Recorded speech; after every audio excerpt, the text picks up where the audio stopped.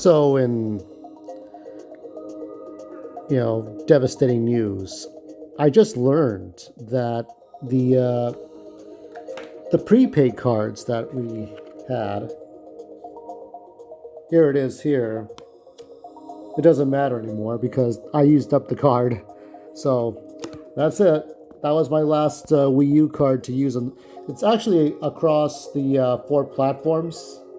So the funds are now should still be on the eShop unless Nintendo cheats my ass and says, no, we're going to erase your funds that you still have on there and make you do it through Switch, which is now the thing now.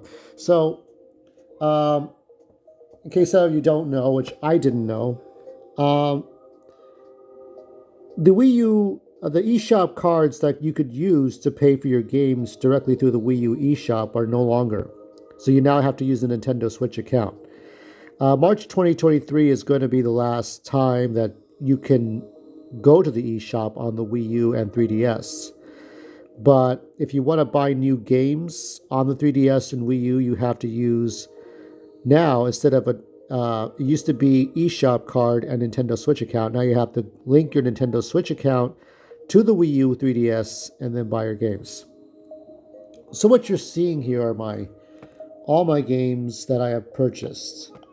There's Donkey Kong 64. Now, I purchased Donkey Kong 64 because my Nintendo 64 is fucking dead. And I kind of felt like, well, I can't play. The game I wanted to play that I really didn't get to finish playing was Jet Force Gemini.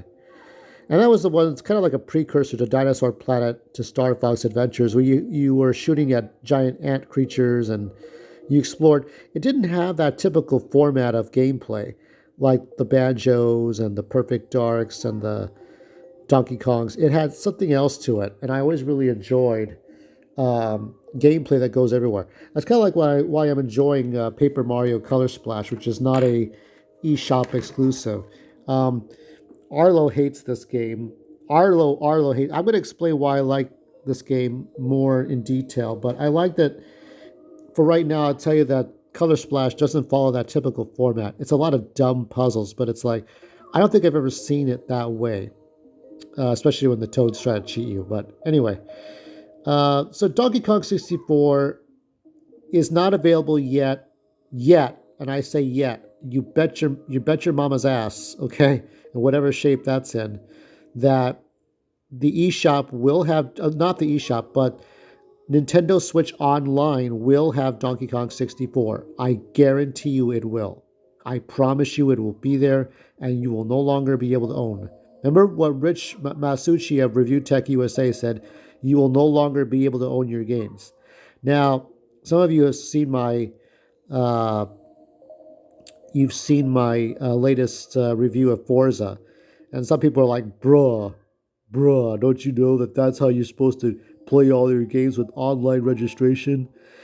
Yes and no, because like it made less sense with Arkham Knight, because Arkham Knight's a one-player campaign game. You're supposed to like play it one player, I think, right?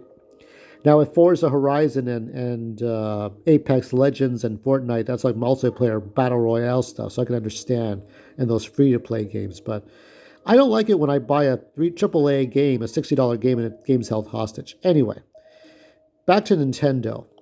The second game I bought so far is Earthbound Beginnings. Now that is on Nintendo Switch Online, and this was the only way you could buy it and own it. So I own 64. I own the cartridge, but I also own the digital version. I own this one, and then the last one is Super Mario RPG Legend of the Seven Stars. This was the final game that I played as an adult, or as a child, before I turned 18.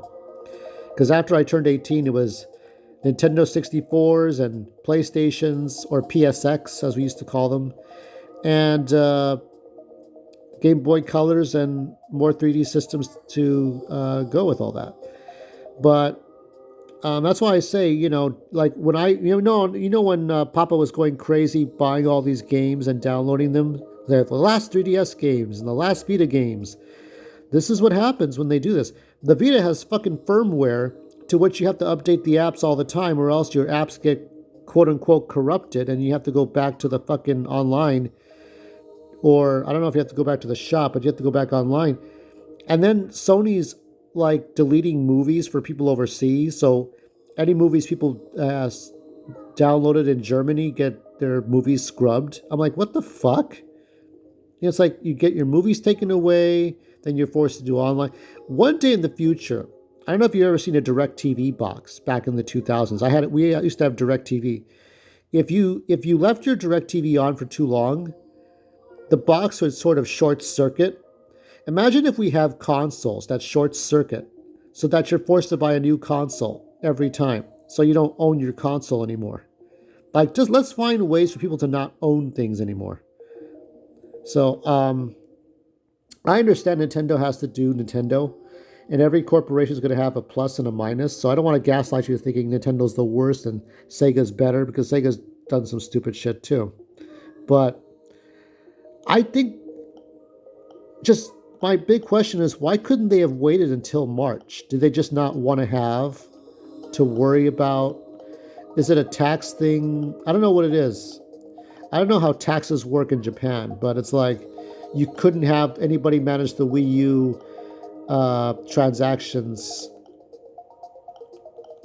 at a certain time until March. It wouldn't happen for tax purposes. Is that what it is? I don't know what it is, but I was the last to find out. But I am lucky that I got this card redeemed, so it doesn't matter if you saw the code or not. It's redeemed, so I'm going to use the money I have left over to get probably 2 more games at most. I'm thinking of Paper Mario, the original, and Sin and Punishment from the N64 version. And after that, I mean, I have so many. I have too many games, so many games, whatever. That I think that, like, I'm not like as worried as I am. I have my Steam Deck. We'll get into some Steam Deck news in a bit. But rest in peace, eShop. I mean, March is a few months away, but they're trying to kill it off. Like, just kill it off now. Just euthanize it. Why wait for the inevitable? Why wait for March?